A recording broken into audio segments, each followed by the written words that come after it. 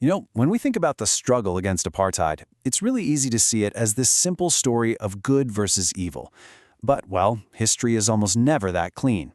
Today, we're going to dig into a really complex and honestly, a pretty painful chapter, the conflicts that blew up inside the African National Congress during its years in exile, and the incredible way the new South Africa tried to face that difficult past. And this is really the question at the heart of it all. It's a question that gets you right to the core of a liberation movement that's under just immense pressure, right? They're fighting this brutal regime, but they're also dealing with rebellion from inside their own ranks. So what happens when that fight for freedom starts to turn inward? Well, that very question just exploded in 1984 out in the military training camps in Angola. The crisis became known as Mukata Shinga, which in Kimbundu means an exhausted soldier. And get this wasn't an attack from the apartheid state. No, this was a full-blown mutiny inside Umkhonto weSizwe, or MK, the ANC's very own armed wing. It was a crisis that really threatened to rip the movement apart from the inside out. So what on earth could make hundreds of dedicated soldiers rise up against their own commanders? Let's really break down what was going on here, because it's a tragic story. I mean, you really have to try and imagine the weight of these grievances. A lot of these fighters were veterans of the 1976 Soweto uprising. They were young, they were passionate, and they had literally sacrificed everything for the cause.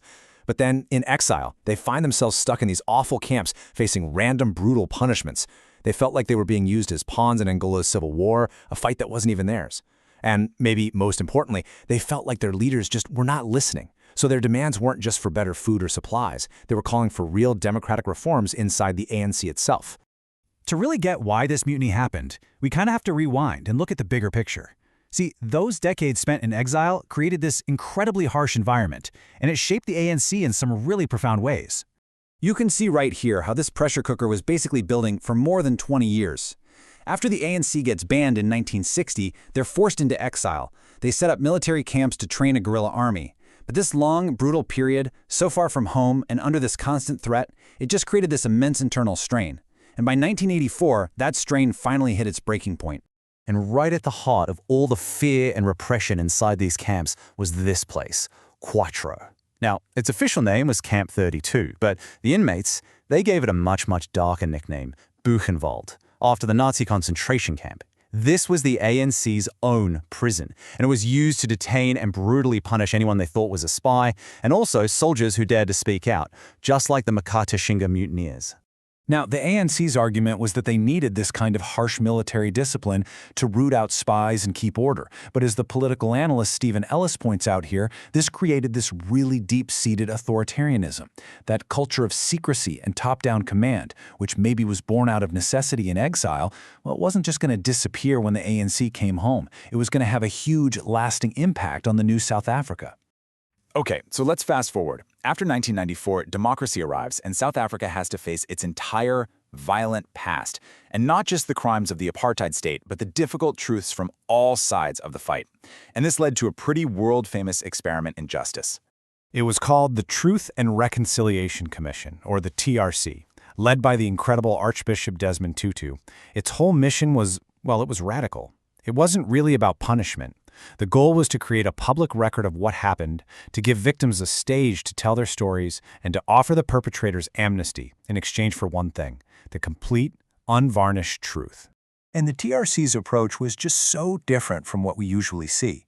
Instead of retributive justice, like the Nuremberg trials, which were all about punishment, South Africa went with restorative justice. The goal wasn't just to lock people up. It was to try and restore dignity to victims and heal a totally fractured society by agreeing on a shared social truth. But this brought up a huge moral question, and Archbishop Tutu himself put it perfectly. The TRC made it clear that the fight against apartheid was a just cause. But, as Tutu warned, having a just cause doesn't give you carte blanche, a blank check, to use unjust methods. And this principle, it was going to be applied to everybody, and that included the ANC. So how did all this actually play out? Well, the TRC's findings were absolutely groundbreaking. And that whole amnesty process was, as you can imagine, deeply controversial. The TRC's even-handedness was probably one of its most stunning features. Its final report, it did not pull any punches. It found that, yes, the apartheid state was the main perpetrator, but that liberation movements, the ANC included, had also committed gross human rights violations. The abuses in the exile camps, the torture at Quatro, it was all there, documented for the whole nation and the world to see. Now, getting amnesty was a really fine line to walk. First, you had to apply for it. Then you had to prove your crime was politically motivated. And here's the kicker. You had to tell the entire truth. It was this massive, high-stakes trade-off. Your freedom in exchange for the historical truth that had been buried for so long. And just look at this number. Over 7,000 people applied for amnesty. Only 849 got it. This just shows you this was no blanket pardon. The TRC weighed every single case, which tells you just how hard it was to meet those super strict criteria. But for so many victims, this whole process felt like a complete betrayal. The family of the murdered anti-apartheid hero Steve Biko, they famously called the TRC a vehicle for political expediency. They felt, and a lot of people agreed, that trading truth for amnesty robbed them of their basic right to see the people who killed their loved ones finally face justice in a courtroom. So after all that, what is the lasting legacy of this painful history and this totally unique attempt to heal? Well, the scars of that liberation struggle are still pretty visible in South Africa today. You can draw a direct line from this past right to the present. That anger from the MK soldiers over a lack of accountability from a leadership that felt miles away, it echoes in this really eerie way in the frustrations a lot of South Africans feel today about service delivery, the failure of a top-down state to meet their basic needs. Those authoritarian habits that were forged in exile, they didn't just disappear in 1994.